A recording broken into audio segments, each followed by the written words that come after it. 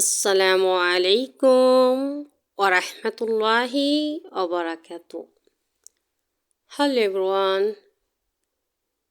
কেমন আছেন আপনারা? চলে আসলাম প্রতিদিনের মতো নতুন একটি ভিডিও নিয়ে আপনাদের মাঝে। আজকে আমি টুনা মাছ বোনা করব। তার জন্য পেঁয়াজ কুচি নিয়েছি, আর পেঁয়াজ থেকে যেই কচি কচি পাতাগুলো হয়েছে সেগুলো কেটে নিয়েছি। আমি পেঁয়াজ ভেজে নিচ্ছি। এখন গরম মশলা অ্যাড করে দিচ্ছি, পরিমাণ মতো জিরার গুঁড়া, তারপরে পরিমাণ মতো লবণ দিয়ে দিচ্ছি। এখন হালকা করে ভেজে নিচ্ছি মশলাটা, তারপর আমি হলুদ অ্যাড করে দেব। এখন হালকা ভাজা হয়ে গেছে, টমেটো সস দিয়ে দিলাম। তারপরে আমি এটাকে আবারও হালকা ভেজে নেব। এভাবে এই মাছটা বোনা করে খেলে খুবই ভালো লাগে।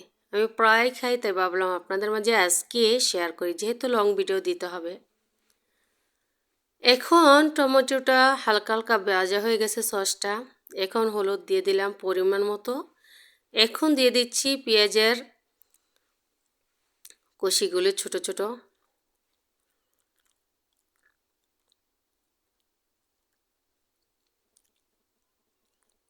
এখন ভাজা হয়ে গেছে অনেক সুন্দর, এগুলো যেহেতু নরম ভাজা হয়ে গেছে। এখন মাছটা আমি দিয়ে দিলাম, এটাকে আবার মশলার সাথে ভালো করে মিক্স করে কষিয়ে নিচ্ছি। তারপরে পরিমাণ মতো পানি দিয়ে দেব। আপনারা কে কী এভাবে খেয়েছেন অবশ্যই জানাবেন। পেঁয়াজের ছোট ছোট কুচিগুলো এখন কষানো হয়ে গেছে। এখন আমি পানি দিয়ে দিয়েছি পরিমাণ মতো, যেহেতু ভুনা করতেছি তাই পানি দেব না বেশি।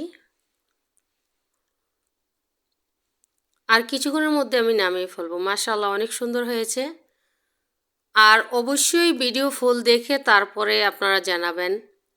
অনেকে ভিডিও না দেখে চলে যায়, তাতে আপনারও সমস্যা আমারও সমস্যা। অবশ্যই ভিডিও ফুল দেখবেন, দেখে গঠনমূলক কমেন্ট করবেন। ভালো লাগলে লাইক কমেন্ট শেয়ার করে দেবেন।